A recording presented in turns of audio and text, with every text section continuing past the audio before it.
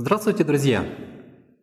Мы продолжаем серию уроков о том, как разработать успешный конкурентоспособный проект по робототехнике, ну или, конечно же, по какому-нибудь любому другому предмету. То есть, как сделать проект так, чтобы этот проект однозначно смог выиграть на какой-нибудь олимпиаде или конкурсе. И неважно, роботы это, или это физика, или это проект по биологии, то есть проект по любым областям. Сегодня мы рассмотрим такой очень важный момент при разработке проектов, как исследование. Как его писать, что это такое, какие критерии и параметры должны применяться к исследованию и другие различные аспекты, чтобы сделать успешное исследование. Что такое исследование? То есть исследование – это очень важная часть проекта. В исследовании описываются все ваши наблюдения, вся ваша работа, все ваше исследование, которое вы провели в рамках вашего проекта для решения какой-либо определенной программы или для решения какой-то определенной проблемы или какого-то исследования. Исследования – это, как правило, документы, распечатанные, правильно оформлены, где отражены все необходимые моменты по изучению вашей проблемы и по содержанию вашей работы.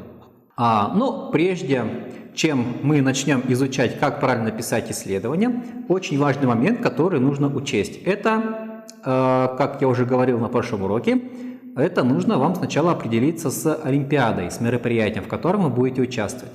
Дело в том, что некоторые олимпиады предъявляют очень строгие требования к содержанию и оформлению исследования. Например, олимпиады Дарын и все другие олимпиады, которые проходят тоже по линии Дарына. Это, допустим, конкурс научных проектов в Байконуре, или же научные проекты, которые участвуют в Олимпиаде Созвездия, это город Королев в Российской Федерации. Там на сайте этой олимпиады есть документ, где строго прописано все критерии, правила оформления исследовательской работы, начиная от размера шрифта, заканчивая точным содержанием каждого раздела и количеством страниц, и даже количеством слов по каждому разделу. Поэтому, прежде чем начать разрабатывать исследование, вам стоит зайти на официальный сайт мероприятия и там найти документ с требованиями к оформлению исследовательской работы. Ну, конечно, бывают олимпиады, где таких требований нету. К примеру, олимпиады World Robot Olympiad или, допустим, олимпиады CAS Robotics, они не предъявляют к исследованию каких-то жестких требований. Там единственное требование, чтобы было максимально подробно раскрыто содержание работы, ну и чтобы это, конечно же, было все красиво оформлено, читабельно. Вот. А олимпиады такие, как Дарын, то есть там нужно все строго по критериям оформить. Надо сказать, что исследование тоже влияет на оценку проекта. Ну, конечно, в разных олимпиадах это влияние разное. Примерно где-то процентов 10-20 от общей оценки. Это именно оценка того, как наполнено и как оформлено исследование по проекту. Поэтому к написанию исследования нужно подойти очень ответственно, хорошо его сделать, хорошо его оформить. Ну а как это все делается, мы сейчас, конечно же, и рассмотрим. Но для начала давайте рассмотрим, из каких составных частей должно состоять исследование. Важно правильное исследование, независимо от выбранного вами мероприятия. Конечно же, это титульный лист, обязательно оглавление или содержание, где указаны страницы на все главные разделы в вашем исследовании, чтобы, то есть, можно было, прочитав содержание, быстро перейти в нужный раздел и прочитать там нужную информацию. Обязательно абстракт или аннотация. Что это такое, мы сейчас тоже рассмотрим. Конечно же, это введение. Самая основная – это исследовательская часть. В конце у нас всегда идет заключение, список использованной литературы. Ну и если у вас есть какие-то дополнительные материалы, вы это можете оформить в виде приложения. Давайте теперь немножко поподробнее остановимся на этих разделах. Ну, первое, конечно же, это титульный лист. Здесь два важных пункта. Первое, если, как уже говорилось выше, к написанию исследования предъявляются строгие требования, то в этих требованиях четко прописано, как должен выглядеть титульный лист. То есть там должно быть обязательно название учебного заведения, название проекта, обязательно должна быть прописана секция, если таковые есть, в которой участвует проект, обязательно авторы, руководитель проекта, ну и, конечно же, год, когда выполняется работа. Если же критерии к оформлению исследования строгие, то и титульный лист будет у вас оформлен в строгом таком дизайне. Но бывают олимпиады, где нет строгих критериев. В этом случае при оформлении титульного листа можно немножко пофантазировать.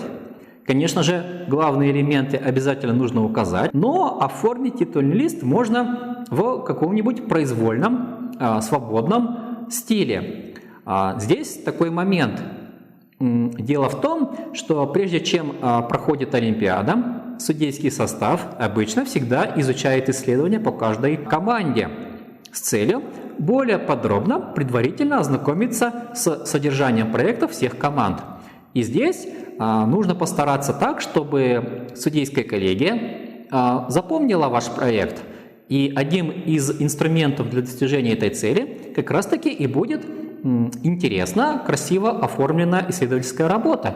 И, конечно же, в первую очередь, это красиво оформленный титульный лист. Конечно, какой-то яркий, безвкусный светофор делать нельзя, но что-то такое интересное, в меру выдержанное в цветовой гамме, яркое, запоминающееся, можно сделать. Это будет очень такой положительный момент. Во-первых, судьи обязательно запомнят ваши исследования и, как факт, запомнят вас как команду, такую креативную, интересную, которая может красиво подать материал. Во-вторых, красиво поданный материал в виде исследования говорит о том, что команда подошла к своей работе творчески. То, что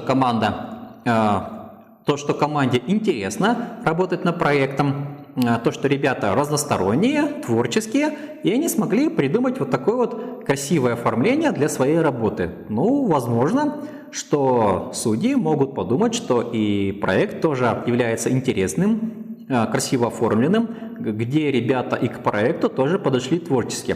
То есть красиво оформленная титульная страница и в целом исследование уже настраивает судейскую коллегию на то, что данный проект был создан, разработан творческими ребятами, что очень положительно повлияет на дальнейшую оценку.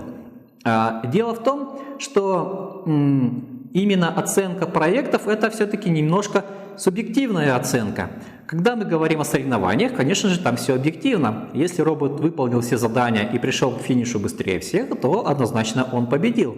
А когда у нас творческие проекты, здесь нет вот такой вот соревновательной составляющей, где однозначно понятно, кто победил, а кто проиграл. Ну, конечно, бывают всякие ситуации, бывают очень сильные проекты, и там сразу понятно, кто выигрывает. Но бывает такое, когда у нас есть несколько финальных проектов, одинаковых по сложности, и тут уже однозначно непонятно, и поэтому оценка всегда может быть немножко субъективной. Это зависит от того, как вы подали проект судьям, то есть насколько хорошо вы понравились как команда для судей.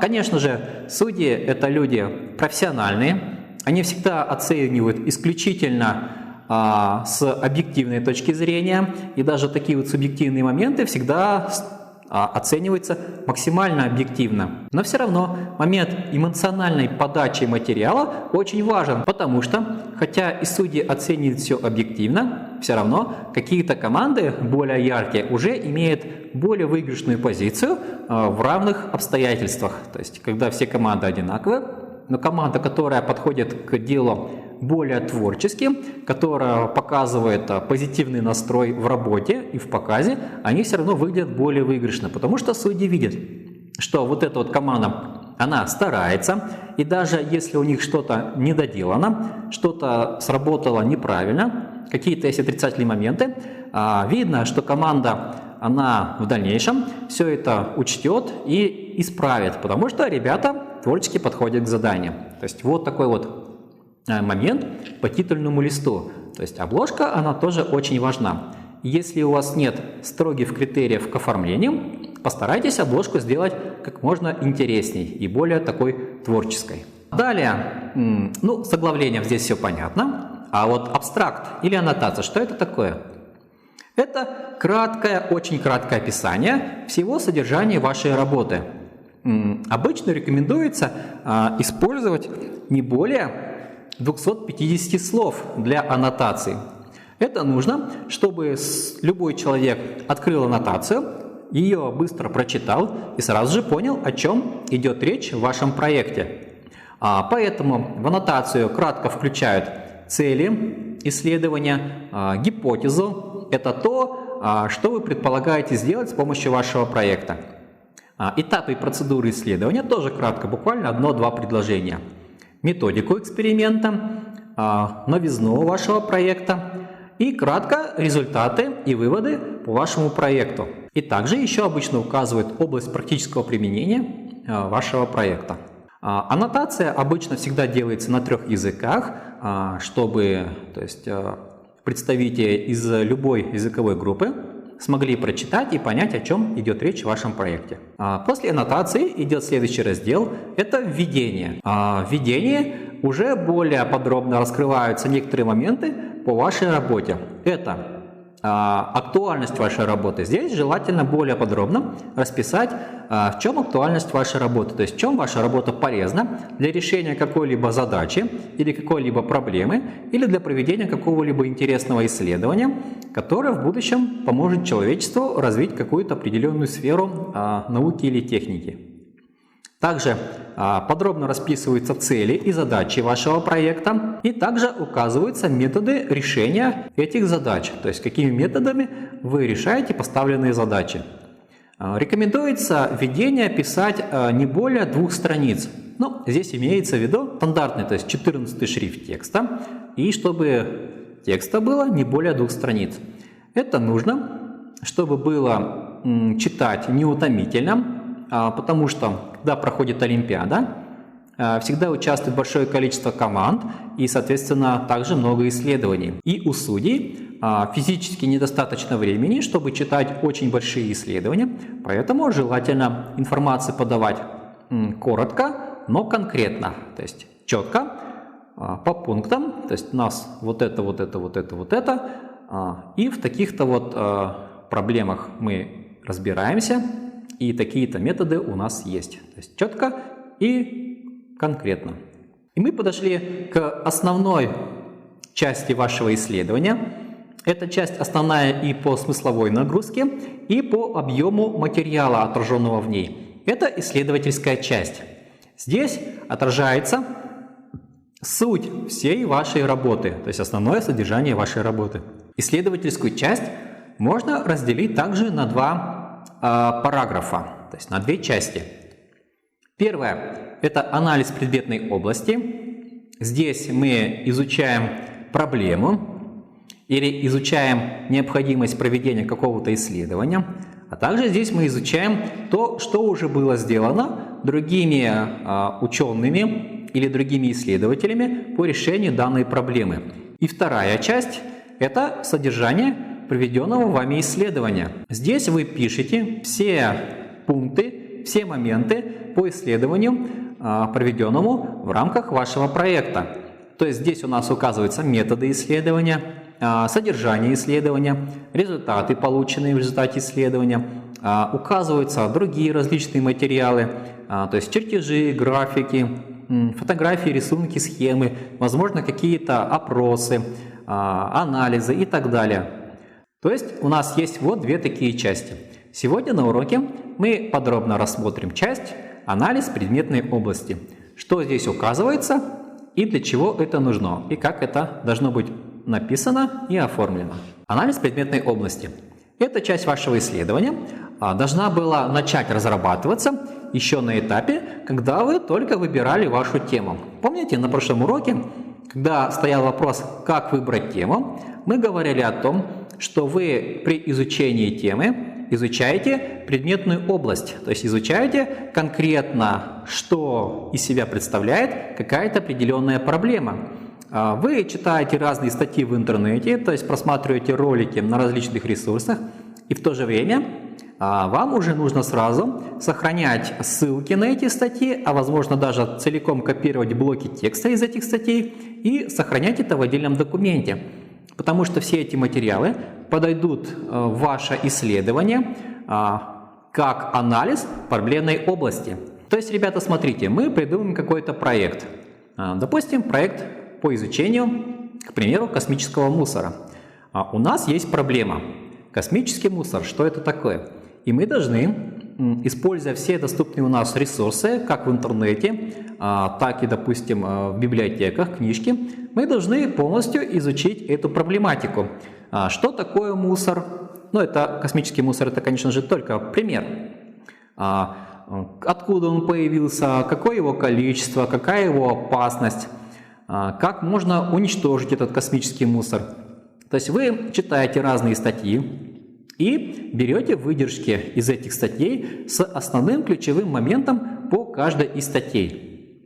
Далее эти выдержки вы оформляете в текстовом документе. Обязательно необходимо делать ссылку на источник, откуда вы берете этот материал. Источник вы указываете в списке литературы, а в самом исследовании, где вставляется фрагмент статьи, вы в конце этого фрагмента в квадратных скобочках указываете номер литературы, чтобы в дальнейшем судьи могли перейти по ссылке, найти этот источник информации и там уже подробно прочитать, действительно ли указанные вами факты имеют место быть, то есть правильно ли вы все указали в вашем исследовании. Здесь рекомендуется тоже не вставлять прям огромные куски текста, желательно информацию давать небольшими такими абзацами, чтобы это было легко читабельно, чтобы у судей не заняло много времени, чтобы познакомиться с вашим исследованием. Конечно же, желательно использовать не текстовые фрагменты, а все-таки графическую подачу материала.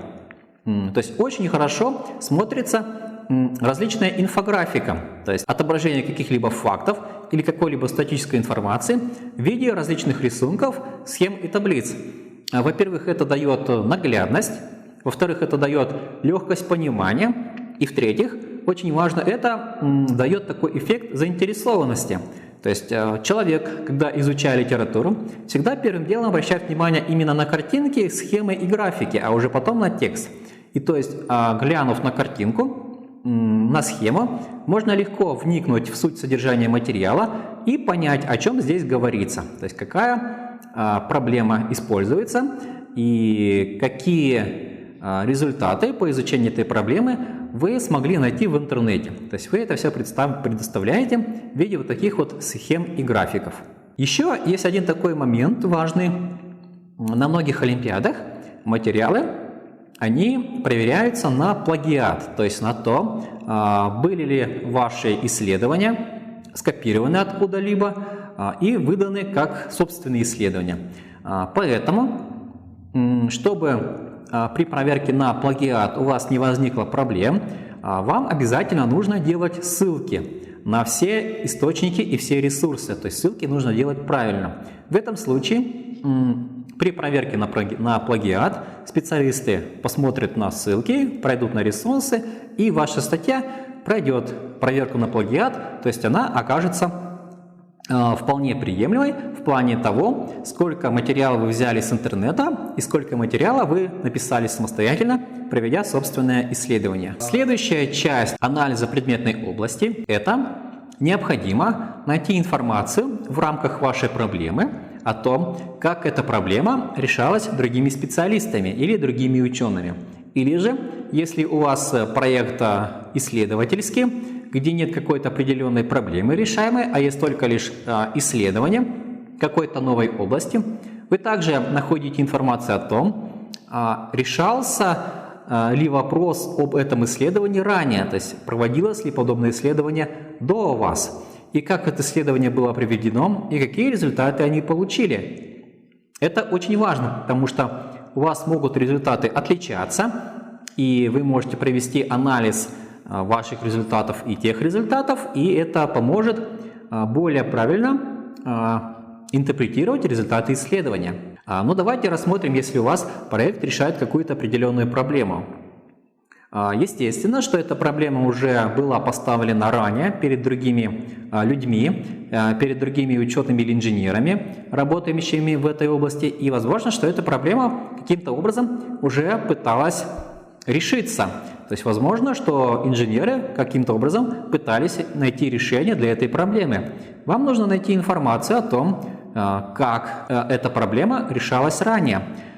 Точно так же при обнаружении информации вы берете определенные части текста, которые точно конкретно содержат выводы по тем исследованиям, и вставляете их в ваши исследования. Точно так же оформляете источники на ресурсы, делая в квадратных скобочках номер литературы и далее в списке литературы указывая ссылку на статью или на ресурс, откуда была взята эта информация. Здесь тоже же, конечно, желательно использовать именно графическое представление информации.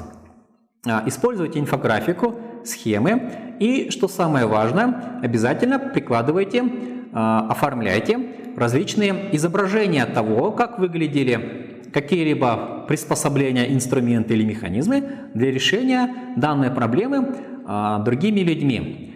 Это позволит во время проведения Олимпиады судьям сравнить то, как эта проблема решалась другими людьми, и то, какое оригинальное решение вы нашли для решения поставленной проблемы, что будет говорить о вашей команде, как о творческой команде, которая смогла найти какое-то интересное, уникальное решение, отличное от других решений других людей, что повлияет очень положительно на общую оценку вас как команды. То есть при обнаружении и информации о других проектах обязательно приложите изображение того, как выглядело их решение. Или приложите изображение результатов их решений, если, допустим, это у вас было какое-либо исследование. Эта часть исследования желательно тоже ее сделать не очень объемной по содержанию страниц. Желательно, чтобы она не превышала 10 страниц. Лучше, конечно, если страниц будет меньше. Нужно указать конкретно четкую информацию. Сильно расписывать тоже нежелательно, чтобы судьи смогли все быстро прочитать и понять суть вашего проекта. На этом у нас на сегодня все. На следующем уроке мы продолжим разбирать вопрос, как написать исследование. Подробно разберем, как написать вторую часть исследования, где будет отражена суть именно уже вашего проекта. Спасибо за внимание. Оставайтесь с нами.